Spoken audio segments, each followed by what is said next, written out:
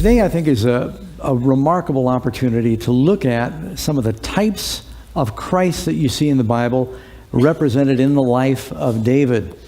And the message is dealing with Nabal and Abigail. Nabal and Abigail.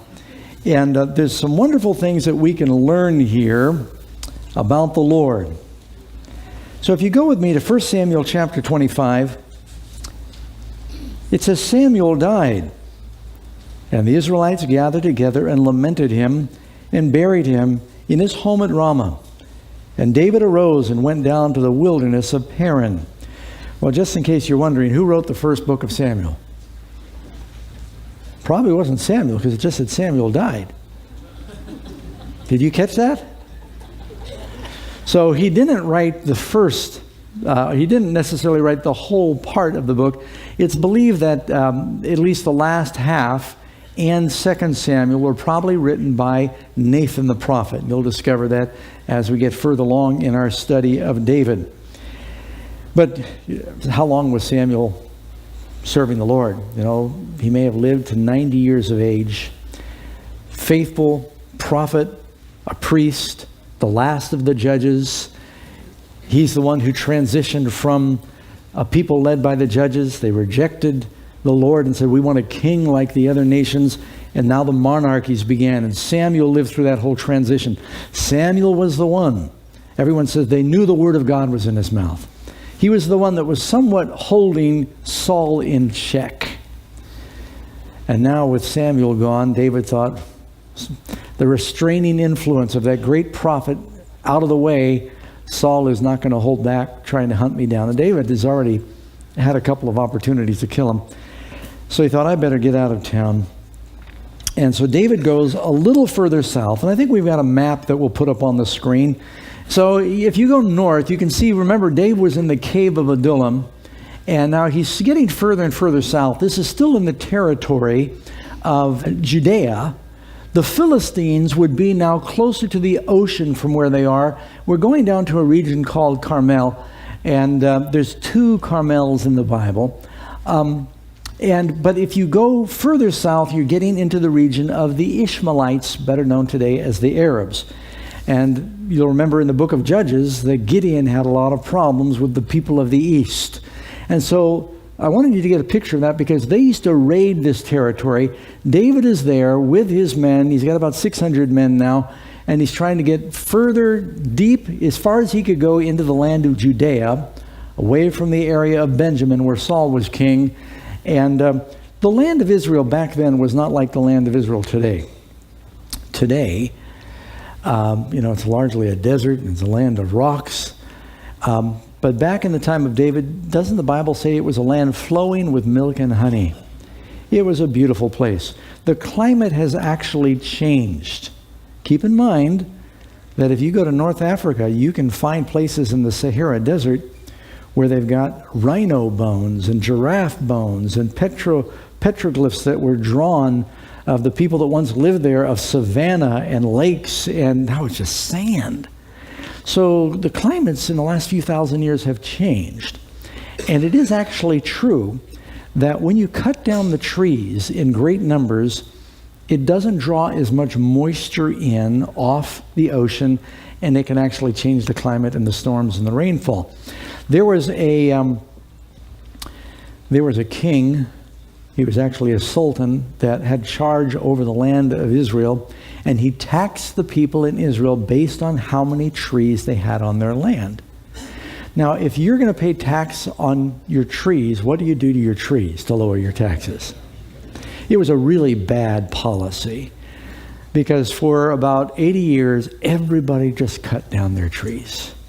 And it kind of deforested the land of Israel. Now, then when the Romans conquered the land of Israel back in about 70 AD, you know what the Roman pattern was?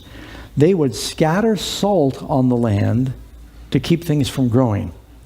And so when the Jews rebelled, they brought vast amounts of salt, all the fertile fields. They'd sow them with salt, and that was like a scorch and burn policy to keep them from taking care of themselves. So the land today is a little different than the land was back in David's time. This was a beautiful pasture land. The name Carmel means fruitful place or park. Now, this is the different Carmel when Elijah has a showdown with the prophets of Baal on Mount Carmel. That's way up north. This is a Carmel that is mentioned by Joshua in the land or the territory of Judah. You read in Joshua chapter 15, I think it's like verse 55, you'll see where he's itemizing the different cities and towns that would belong to the tribe of Judah in the south. Carmel is mentioned. It's down in that region. Just didn't want you to get it mixed up with up north where Elijah was. And so he goes down there and he's in that haunt, and they're trying to just, live off the land and the goodness of others, but it's really tough when you are responsible to feed 600 men a day. That's a big job. And these are men that, it says they were in distress and they were in debt and they were unhappy and they'd run away. And so it's an interesting bunch. So David's got that full-time job. Now, so with that background, listen to what happens here in this story. So David goes south to the land of the wilderness of Paran, and there was a man in Maon whose business was in Carmel. They're right beside each side. Carmel is more of the fields. Maon was like the town.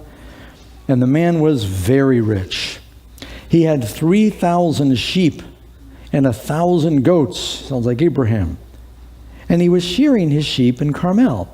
That usually happened in June when it started to dry out and the sheep were getting hot from too much wool. Now the Romans used to pluck the wool from the sheep, but the Jews would actually shear it.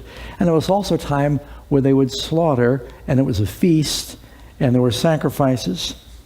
And the man's name was Nabal. And the name of his wife was Abigail. And this is unusual because they almost never mention the name of the wife unless she factors into the story somehow. She was a woman of good understanding and a beautiful appearance.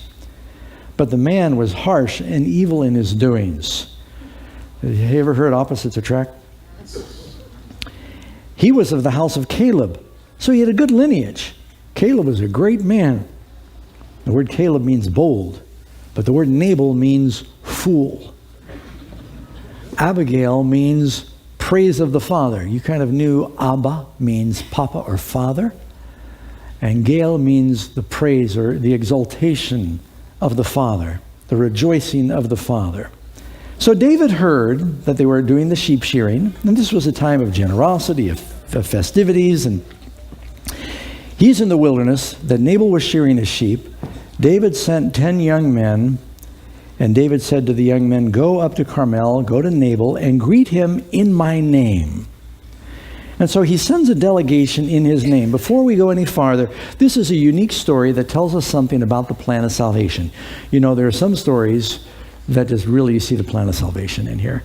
But here you've got David, who is a type of who? He's a type of Christ in the Bible. It's pretty clear about that. He sends a delegation in his name.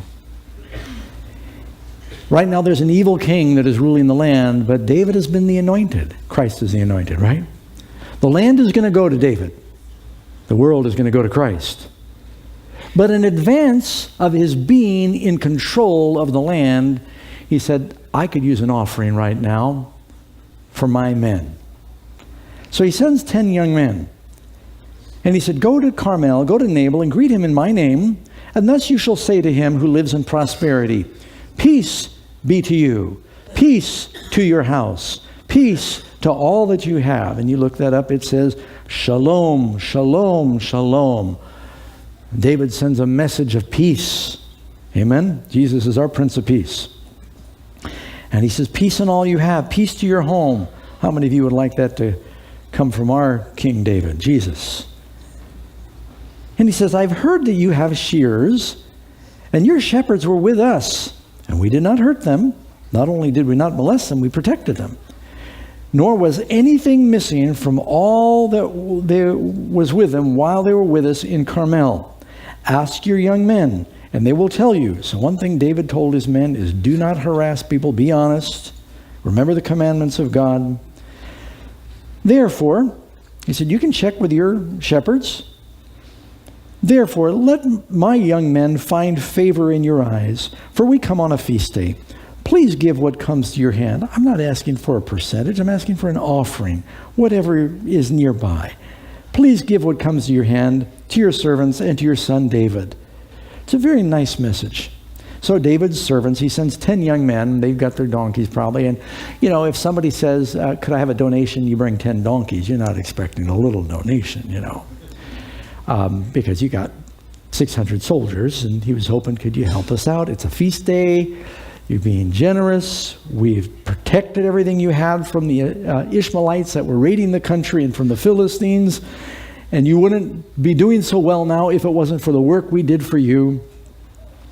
I know when I traveled in foreign countries, it's not uncommon in the Philippines and in Indonesia or different places. If you're looking for a parking place, there'll be these people that kind of are shepherds of the parking places.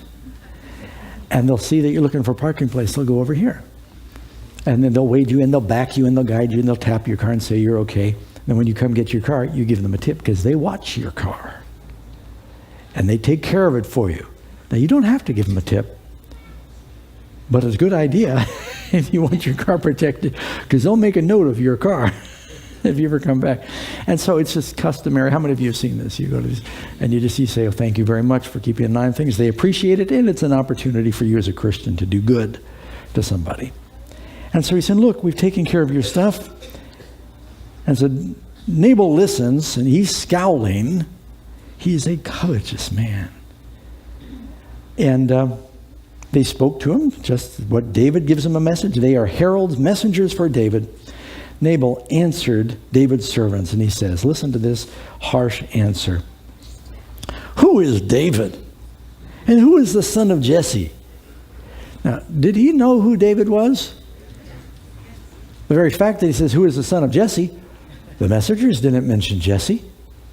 He knew David was the son of Jesse. Anyone as wealthy and connected as Nabal, they all knew what was going on with Saul and David, and that there was this contest about who was going to be the next king. But his answer is like the answer of Pharaoh. When Moses said, let my people go, Pharaoh says, who is the Lord? You know what that means? I don't believe in the Lord. He's saying, I don't recognize you. And then he goes further. I mean, he could have said, it's a little tight. I don't have enough for just my servants. If he had said that, it would have been okay. But he reviles, he rebukes. And then he goes on and says, there are many servants nowadays who break away each one from his master. There are a lot of runaway slaves these days. David used to be Saul's servant. What happened? You're a runaway. And all those guys who were following you, they were in debt, couldn't pay their servants, ran away. Runaway slaves. You want me to feed a bunch of runaway slaves? I got to feed my slaves that stay with me. I mean, it's really insulting. It's degrading what he's saying. I just want you to understand that in the terms of the day, it was pretty low. And he says, shall I take, notice, he says, shall I take my bread, my water, then my meat. See, they also have sacrifices that I've killed for my shears and give it to men, but I don't know where they've come from. He says, I 3 times and my 4 times. This is a selfish dude. It makes me think about that passage where the devil says, I will exalt my throne above. I will be king. I will be like the Most High. I. So Nabal is my. Very selfish. So David's young men, when they heard that, they turned on their heels. You ever heard that expression before? This is where it comes from. Any of you ever in the military? And the military is very efficient. And so if you're going to change directions in the military, you do about face. And you put your toe down there. You go like that. I sort of remember. It's not near as good as it used to be. But 5 years old, I was in military school. Turning on your heels. It doesn't mean you go, well, or we'll see you later. It means you go, I'm out of here. And you leave right away. They were insulted. They snapped around and they said, whoa. They didn't even try to reason with him. They could have said, well, now, can we talk to you about that? And we, check with your... They said, wow, that answer is so abrupt and so rude. There is no reasoning with this guy. He has totally rejected our kind request for a donation. That's all they're asking for.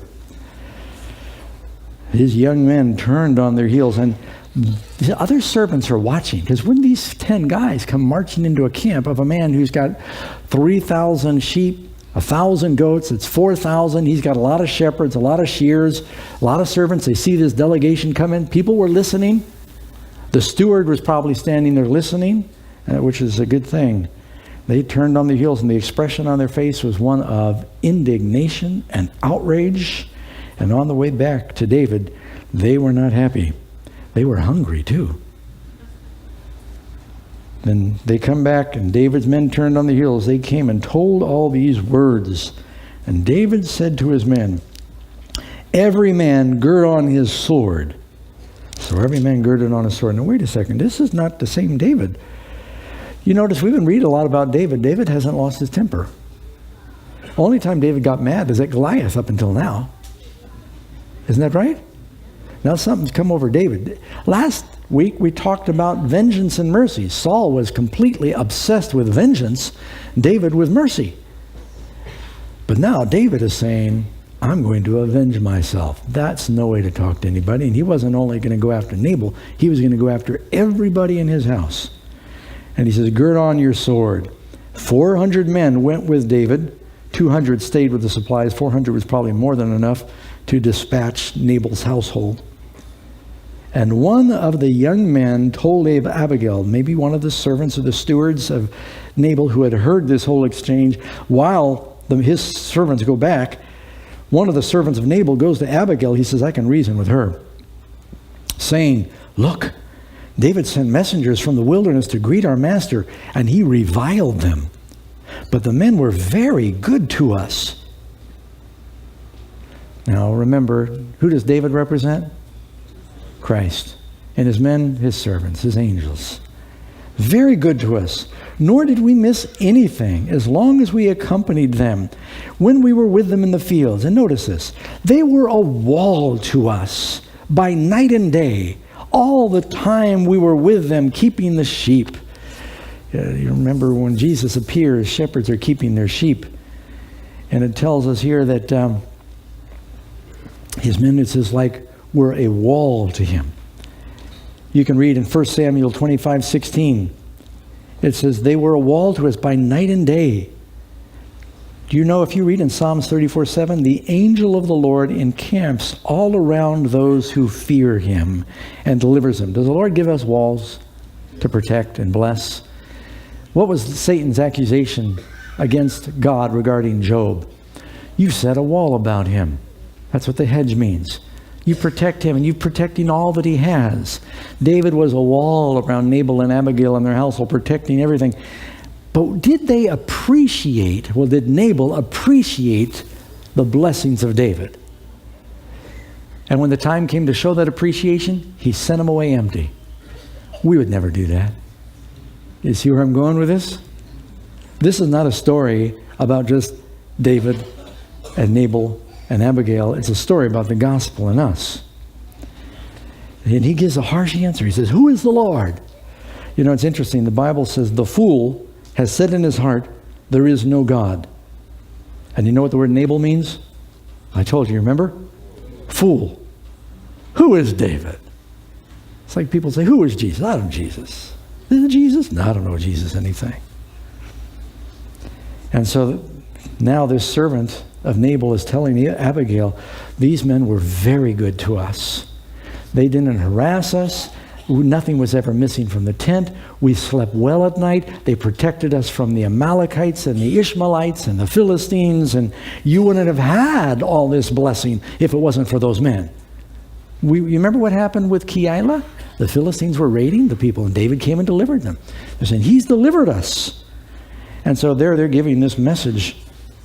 Zechariah 2:5, for I say, says the Lord, I will be a wall of fire around her, and I will be the glory in her midst. When the Egyptians wanted to destroy the children of Israel, God brought the pillar of fire as a wall to protect them. So David was a wall. And so now David is upset, and he gets upset. He said, enough is enough. I've been the nice guy with Saul, but this is too much. And I guess he was worried about his men. They were hungry. And they'd done all this work, and they thought they should be paid. Now, James 1:9 says, so then, my beloved, Let every man be swift to hear, slow to speak, and slow to wrath. This is one time when David, it's not the best portrait of David when he's starting out losing his temper. And so his men are all armed for war now. And the servants of Nabal are saying they were very good to us. They were walled day and night while we were with them keeping the sheep. And the servant goes on verse 17. I'm in 1 Samuel 25:17. Now therefore know and consider what you will do. You better do something. For harm is determined against our master. He saw their faces when they left. He saw how they turned on their heels. And against all his household. For he, now listen, this is really unusual for the servant to talk to Abigail the way he does about their master. But I guess Nabal was so notorious that he could speak freely. For he is such a scoundrel.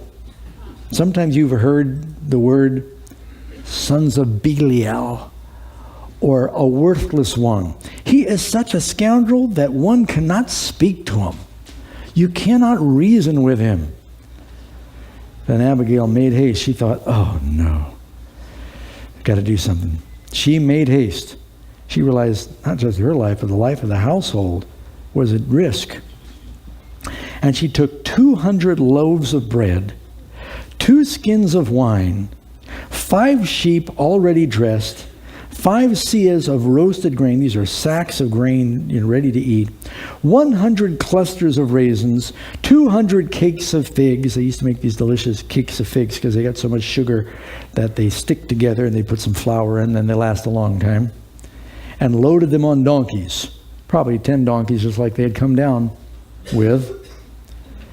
But you have to admire. I really appreciate all those that help in the kitchen, and the women have in particular. I know some of the men help a lot in the kitchen, but women have a special gift. You ever notice unexpected company comes, and they can rustle around. They put water in the soup. They do something. All of a sudden, there's food appears out of nowhere. Abigail's got to cater for an army, or die, and she puts together a feast. Quickly, she gets all these things. She starts ordering servants. They're running, and who knows where Nabal, he doesn't know what's going on. And they make haste.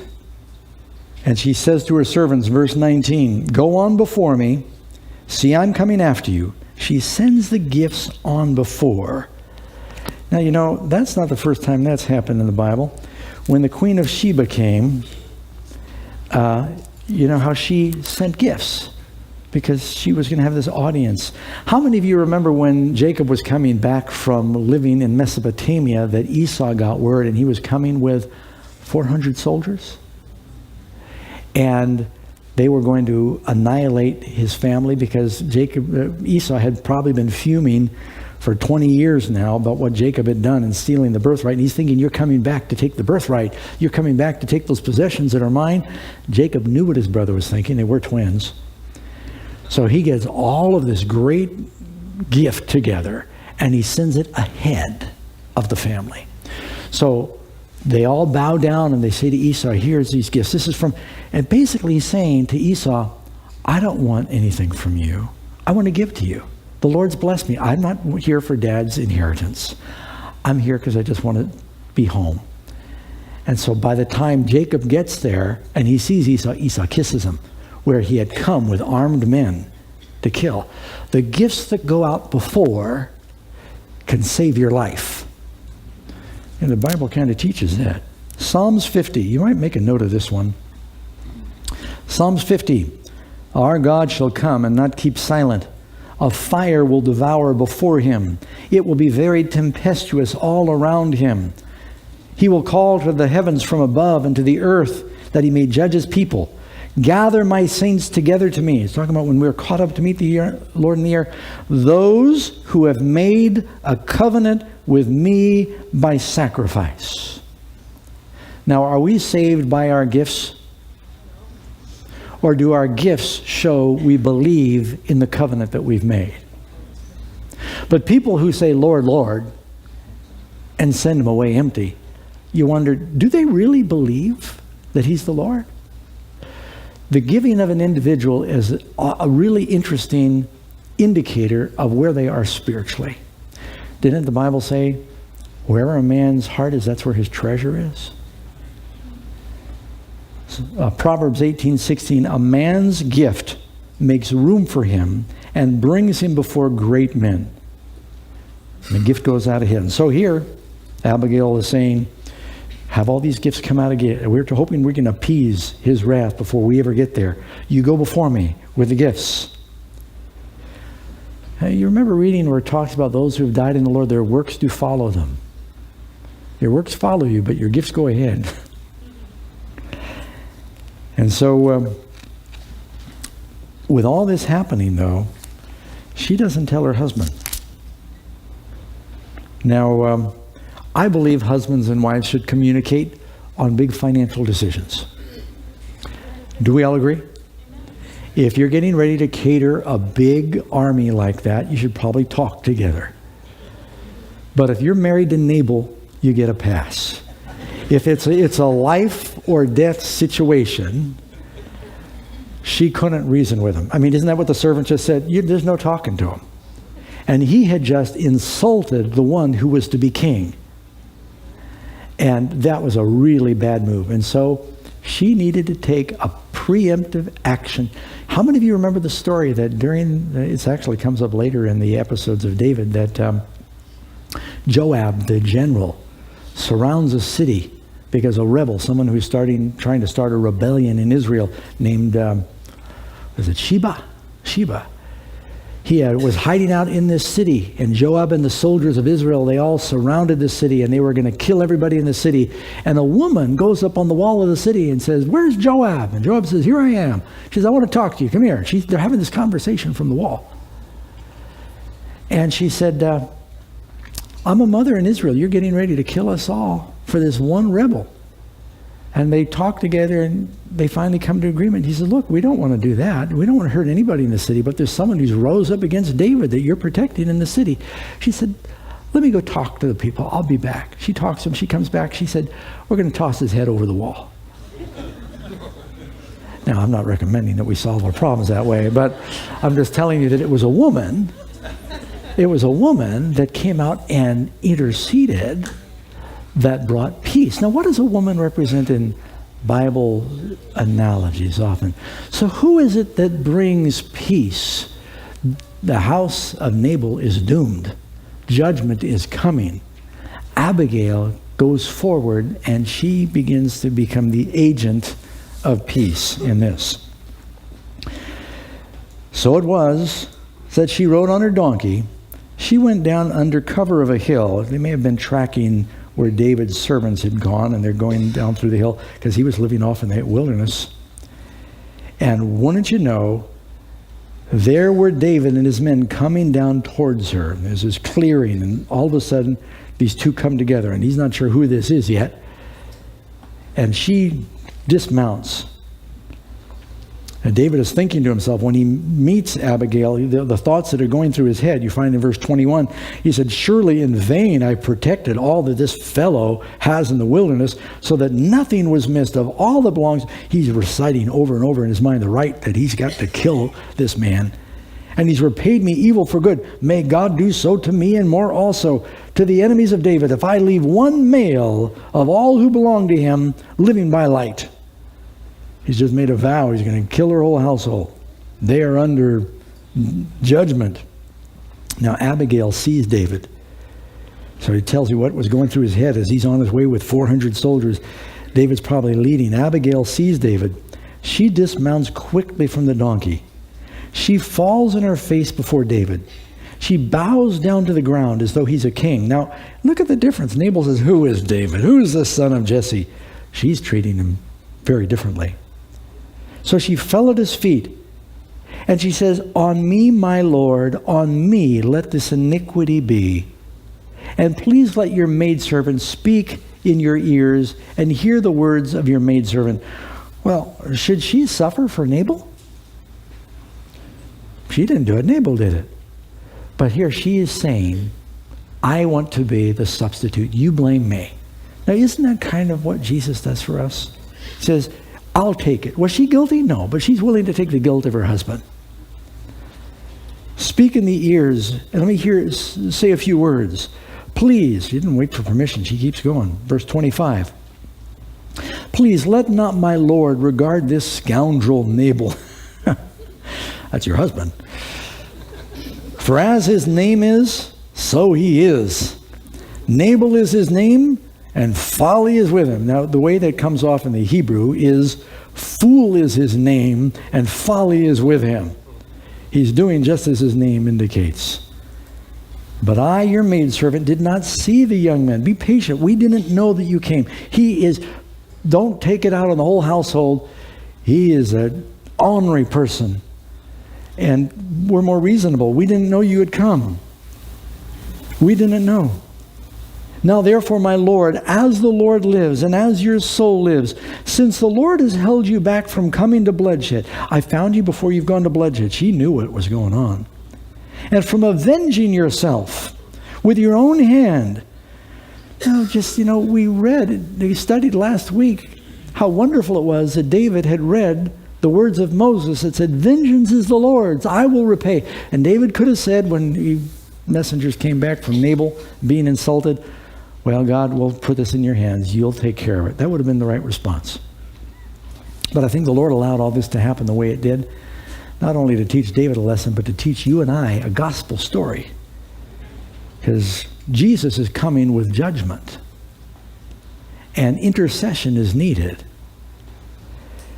And so here she is. She's a very intelligent woman. As a matter of fact, I'll put to you that I think she fills the role of a prophet here. You see what you think. I think Abigail was not only beautiful and bright, I think the words she speaks here are certainly prophetic.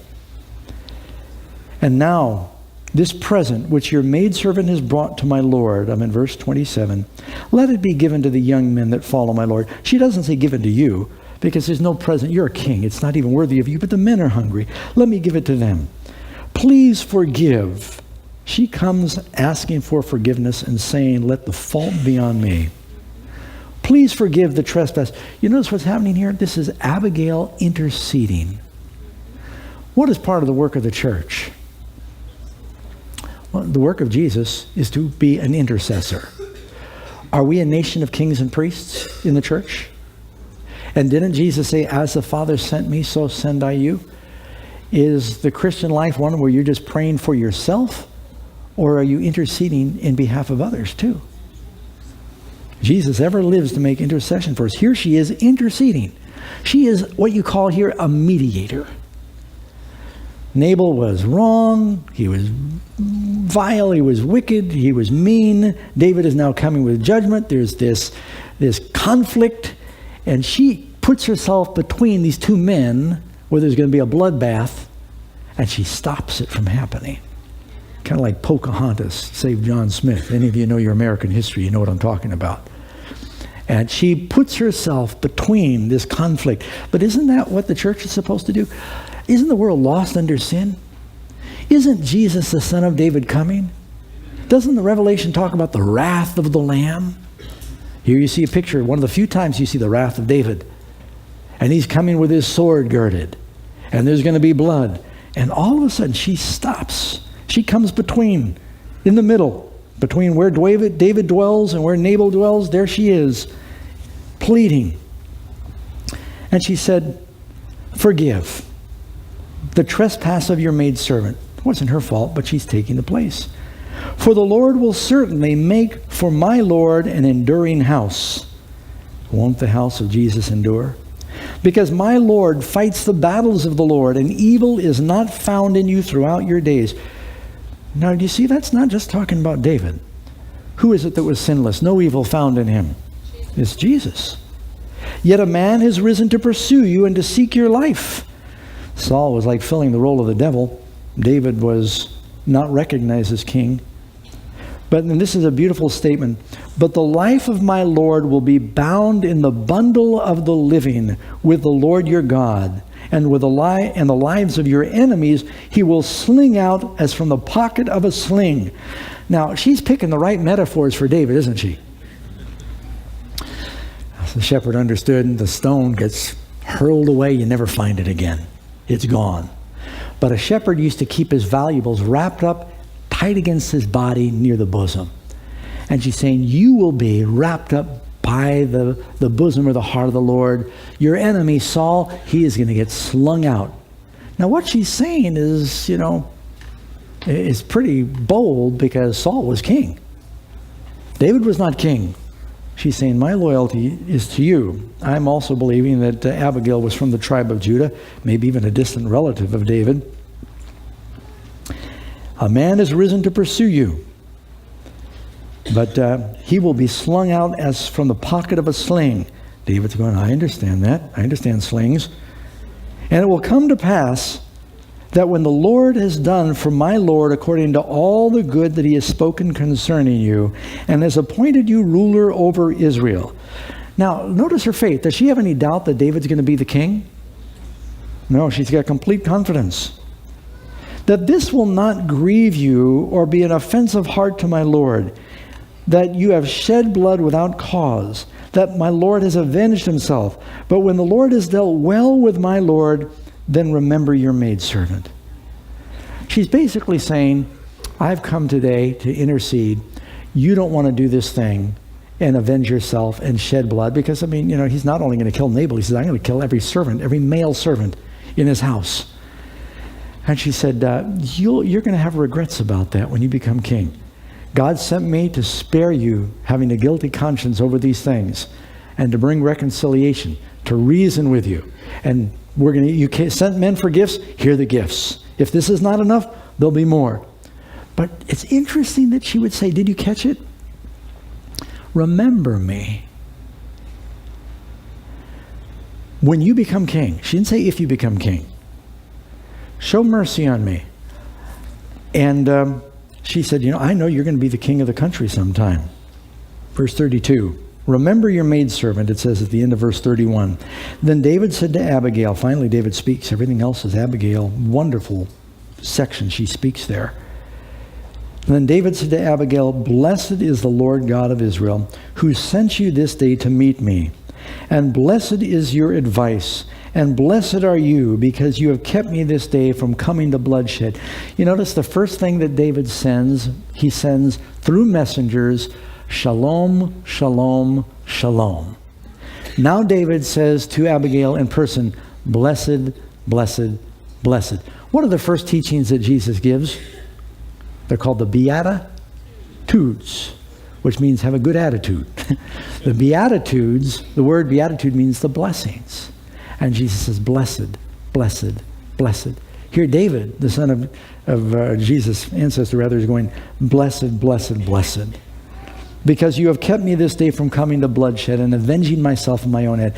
David, you could reason with him. He was a man after God's own heart. The Holy Spirit told him, this is not God's plan. For indeed, he lets her know, and she's probably shuddering, along with the servants that are minding all the goods.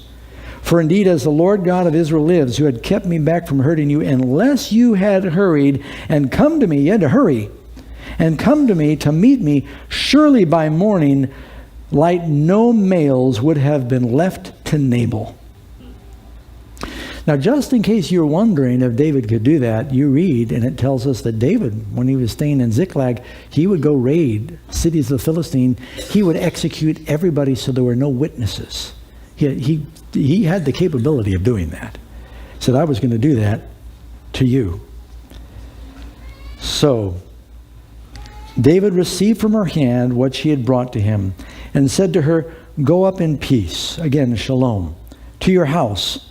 See, I have heeded your voice and respected your person. He says, okay, you have succeeded. Unless you had made haste, they would have been doomed. Now, just want to pause here and think about this. How do we relate to this today? What does this say to us? I think there's some very important lessons. You notice that we started out with a parable about a rich fool. And when God blessed, instead of thinking, God's blessed me so that I can share, he says, God's blessed me so I can hoard. They got programs now about hoarders. People that, some of them it's just a real sickness. A lot of us have a mild case of hoarding. You just look in your closet, in your garage. Karen and I thought we were doing okay until we moved. And then you thought, well, I've been keeping this for 20 years. Never used it. But God doesn't bless us so that we can hoard. God blesses us so that we can be a blessing to others. And he blessed this rich man. And instead of him thinking, oh, I can give more, he thinks, I can hoard more. He says, I'll build bigger barns and I can not have to worry. And I'll say, you can retire early. Make my first million by 35. Eat, drink, and be merry. And then God says, you fool. This day is your soul required of you. And then whose will those things be that you've laid up? Now, you haven't found out about Nabal yet, what's going to happen to him. I suspect you've already read the story. But here David sends messengers and says, we are fighting God's battles. Could you help subsidize my army? And Nabal sends them away with an insult. And he was of the same tribe as David. Does Jesus have people out fighting his battles? Are we supposed to help support the messengers from David? This is not an appeal for pastors. I'm talking about the work of God. And David is going to come someday, and there's going to be judgment. Now, he's going to come, he's going to bring early judgment on Nabal's household, except she comes to intercede. So we know who David represents, Christ. Who does Abigail represent? Beautiful woman, very wise. She's a type of the church. What are we supposed to do? We're to be praying to Christ for mercy for the lost that don't know any better. They act like fools because the fool does not know about God. And we are to be pleading for their salvation. And the gifts that she brings to David are saving Nabal's household. When we give to the work of Christ, it's to save the lost, isn't it? It's not just to save ourselves. And so this is all the story of salvation. Just here inserted, it says Samuel dies and then David goes back to his other exploits, but this interesting story is dropped in here. And so, reading on, David received from her hand the gift she had brought. Said, go in peace. Now Abigail went to Nabal. Verse 36. And he was holding the feast in his house like the feast of a king. And Nabal's heart was merry within him, for he was very drunk. The only time that the wicked are happy is when they're drunk. They have nothing else to be happy about. He is participating in what you call a fool's feast. You can read in Proverbs 31:6. It says, give wine to him that is ready to perish. Nabal didn't know it, but he was ready to perish. He's drinking himself drunk. So in the morning, when the wine had gone from him, he begins to sober up. After that required 8 hours go by and his alcohol blood level dropped. His wife told him these things, that his heart died with him. He was not only a fool, he was a coward. And he realized how close he had come to death's door. His heart died within him and he became like a stone. And I looked at all the commentators. It doesn't mean that he became a stone like, some fable. It means that he probably had a stroke from fear and gluttony and drinking, and which lingered for several days. He became like a stone. Then it happened after about 10 days, the Lord struck Nabal and he died. It's interesting. David sends 10 donkeys. Nabal dies after 10 days, and he had probably broken all 10 commandments during his feast. And so there was that judgment. So David heard, you notice how the story begins. David heard that Nabal was shearing. Here it says David heard that Nabal was dead. Does David know what's going on in Nabal's family? Does Jesus hear what's happening down here? Does he hear what's happening down here? Yeah. You spell that two different ways.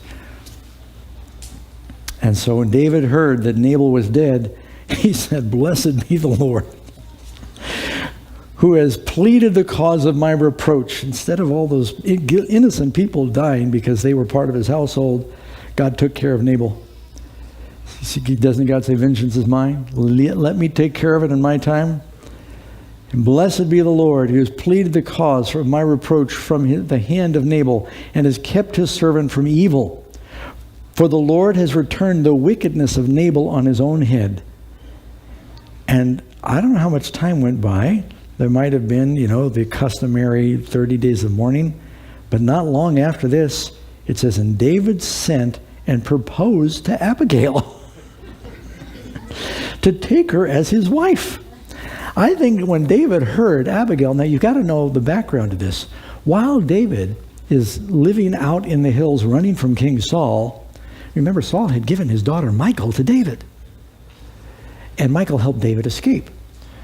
But Saul is really worried that David's going to be king. And if he's married to the king's daughter, that gives him one more right to the throne. And so Saul did something pretty despicable. Saul told Michal, I am divorcing you from David. He's a fugitive, and he gave Michal to someone else to marry.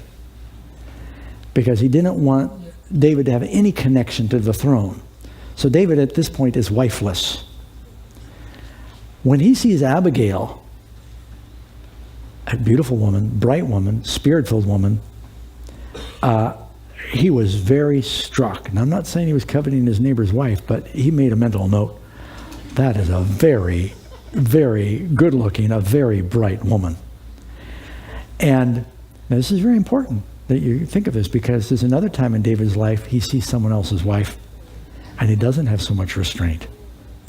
This time he restrains himself. He could have seen Abigail that day when she brought her gifts and said, wow, I'm going to go kill Nabal and take you. Not forget about the gifts and the intercession, but David said, all right, I'm going to listen to you. I'm going to accept the intercession. I'm going to let Nabal live. He could have killed Nabal and just taken his wife. But David put it all in God's hands, and he presents a proposal. Now, Abigail doesn't have to say yes. He sends servants, and David has sent us. We've come in the name of David to ask you to be his wife. What's going to happen to the church? Is there going to be a wedding? Is the bride of Christ going to live in the New Jerusalem? That's why it's called the bride of Christ. She arose and she bowed her face to the earth and she said, here is your maidservant, a servant to wash the feet of the servants of my Lord.